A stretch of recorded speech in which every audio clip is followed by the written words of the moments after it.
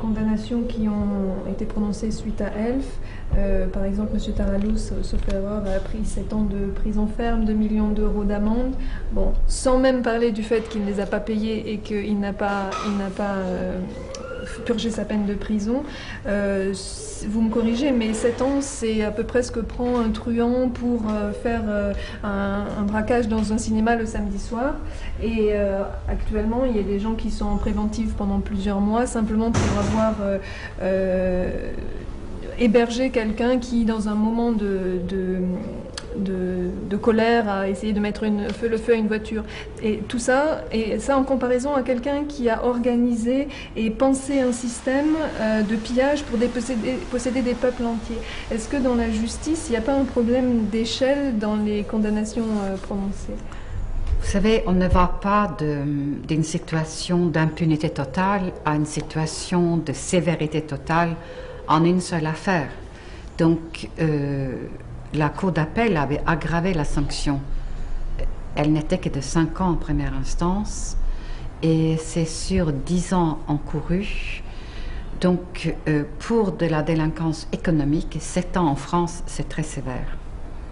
C'est sévère. Mais vous avez tout à fait raison. Nous sommes incroyablement plus sévères avec un braqueur qu'avec quelqu'un qui braque 1 million de fois plus en valeur que le braqueur de cinéma de samedi soir.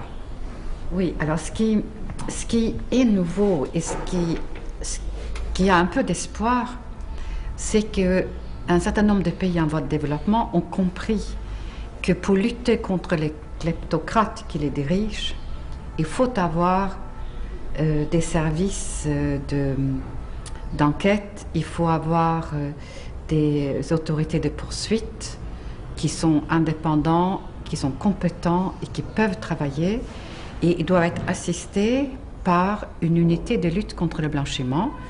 Nous en avons un en France qui s'appelle Tracfin, et l'avantage de ces unités, c'est qu'ils opèrent une surveillance sur tous les flux financiers du pays et doivent coopérer avec les institutions financières et être destinataires de messages de transactions suspectes. C'est-à-dire que les banques doivent essayer de détecter les opérations qui ne sont pas normales, les signaler.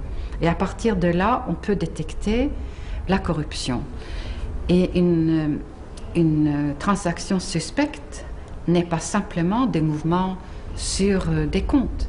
C'est aussi le fait de se faire construire une villa extraordinairement coûteuse au su de tout le monde. Ça peut être le point de départ d'une enquête pour connaître l'origine des fonds. Et ce que la communauté internationale essaye de faire, c'est de mettre les personnes politiquement exposées, ceux qui ont facilement accès aux ressources de leur pays, sous une surveillance particulière. Il leur est interdit d'ouvrir des comptes bancaires à l'étranger avec des sommes d'argent importantes dessus. Dans ce cas-là, ils doivent expliquer d'où viennent les fonds.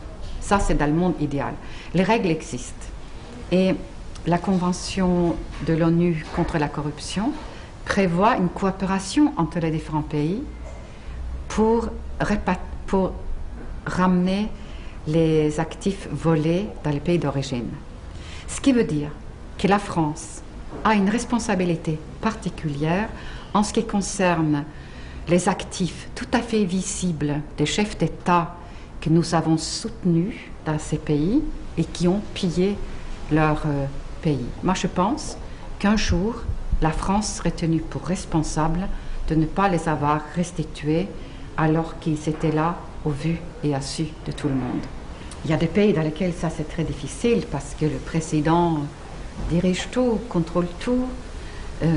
Mais par exemple en Afrique du Sud, ils ont des institutions judiciaires qui fonctionnent.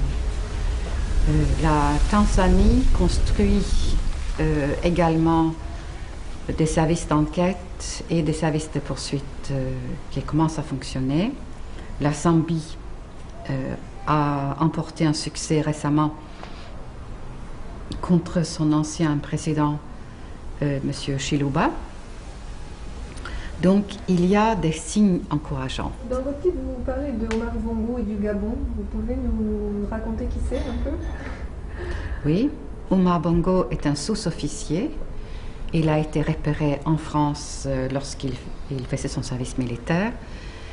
Il a été le chef d'État le plus jeune et actuellement il devient un des chefs d'État les plus âgés. Son règne a duré 40 ans et pendant ces 40 ans, la population gabonaise ne s'est pas enrichie, le pays ne s'est pas développé et on peut dire qu'il n'a pas eu le souci de protéger les intérêts de ses habitants. Par contre, la France a eu des contrats tout à fait intéressants pour elle. Que pensez-vous des promesses explicites de rupture avec les pratiques de la France-Afrique que Nicolas Sarkozy, candidat, a faites et les amitiés qu'il affiche puisqu'il a visité Omar Bongo au début de l'année, il l'a appelé au téléphone juste après son élection. Donc à la fois, M. Sarkozy nous parle de rupture et en même temps il affiche des amitiés avec des dictateurs, il faut dire le mot, et des dirigeants de multinationales qui ont des gros intérêts en Afrique comme M. Bouygues ou M. Bolloré. Je crois qu'il y a un proverbe anglais qui dit You must walk the talk. Il ne suffit pas de promettre ou de dire.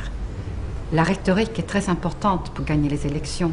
La rhétorique occulte la réalité. Mais ce qui reste, ce sont les actes. Donc nous avons vu 3 actes là qui indiquent qu'il y a un lien assez fort entre M. Sarkozy et M. Bongo, puisqu'il éprouve le besoin d'aller prendre conseil, et puis de le remercier pour son soutien, et puis de le recevoir. Mais je pense qu'il est trop tard il est trop tôt pour en juger, et qu'il faut dire, comme au poker, la table attrape, et qu'on attend de voir l'évolution des rapports entre la France et l'Afrique. Il est temps que la société française refuse de continuer à couvrir une situation qu'en réalité est une situation coloniale.